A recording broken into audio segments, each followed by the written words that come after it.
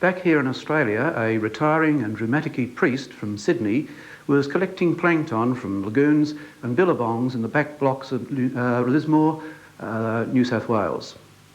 Publishing his findings in 1915, he described a new, rare and extremely beautiful golden yellow alga, a colonial chrysophyte, similar in many ways to the green alga Volvox.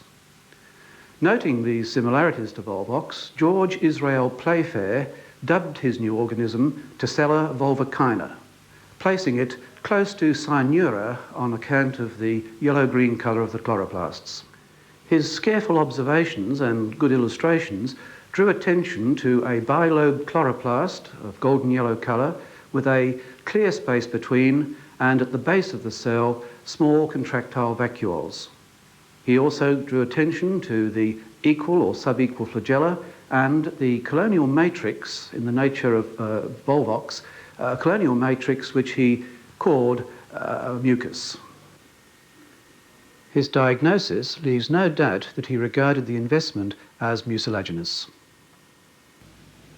When next he published, the war was almost over, and he'd learned that his name, Tessella, had already been used for a diatom and by a German. With honourable deference to precedent, he rechristened his find Tessellaria volvocina and sailed off to New Zealand, where 2 years later he died. With Playfair's death, Tessellaria faded into obscurity and wasn't heard of again until after the next Great War. A man in Paris, Professor Pierre Burelli from the Natural History Museum, included the organism and its illustrations in the new edition of his algal textbook.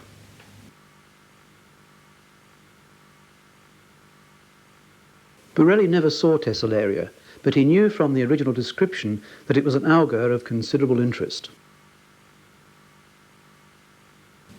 Here in Tasmania, we came across Tessellaria quite by chance late in 1985. We were on the west coast of the state taking routine samples and included in the program a reservoir near Waratah, which had been built in the 1880s to serve the mining town and to provide water for the stamp mills. The reservoir is still there, with the dead trees still standing, just as it was built. The reservoir contained a rich plankton of desmids and diatoms, dinoflagellates, and 2 colonies of Tessellaria live. With our first look at the living Tessellaria, we were able to confirm most of the careful observations made by Playfair 70 years previously. In particular, the clear space between the lobes of the chloroplast stood out exactly as he had described it.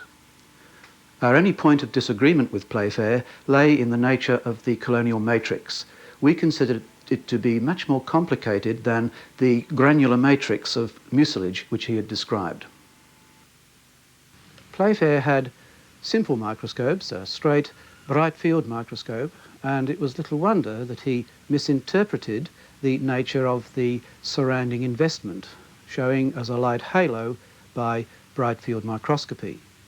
With more modern techniques, such as Namaski or by ordinary Zernike phase contrast, we were able to see that the mucus investment was in fact a finely structured one we've come to expect of chrysophytes, siliceous scales.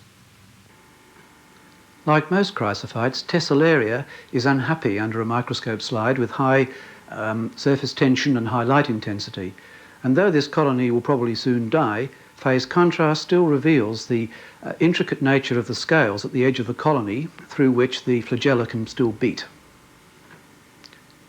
It also shows that the cells are united in the centre of the colony by cytoplasmic connections from the base of each cell. As the colony is more and more stressed, it begins to break up, and scales disintegrate or break away from the colony, and some of them float away. The cells appear to continue living long after the colony has itself broken up, and flagellar action continues for quite some time. Many cells may retain full metabolic activity, and the charging and discharging of the contractile vacuoles can still be seen. This is exactly as Playfair described it, with both the systole and the diastole of a gentle nature.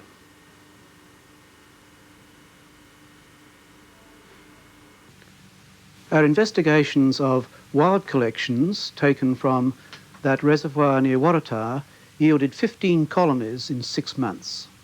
The organism was certainly as rare as Playfair had claimed it to be. It was the luck of the draw that when a postgraduate student from Leeds came here on a routine exchange program to study the ultrastructure of freshwater algae, we went again to reservoirs at Waratah and managed to get the organism Tessellaria into culture.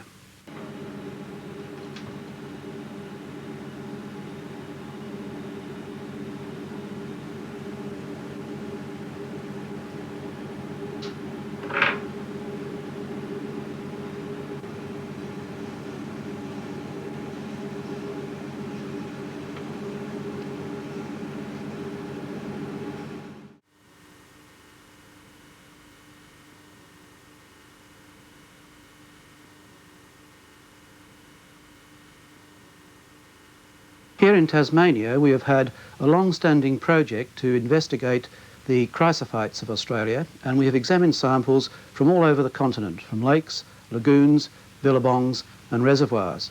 And nowhere else but this unpresupposing reservoir in Waratah have we found living Tessellaria.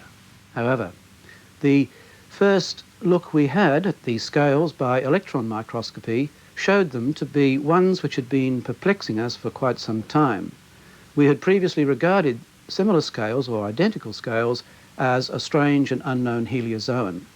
Their identity was obvious at the first look at Tessellaria, and from this we know that it has been or is distributed here in Tasmania, through New South Wales, through the tablelands where Playfair first found it, and even in the tropical north of the Northern Territory of Australia, in Arnhem Land.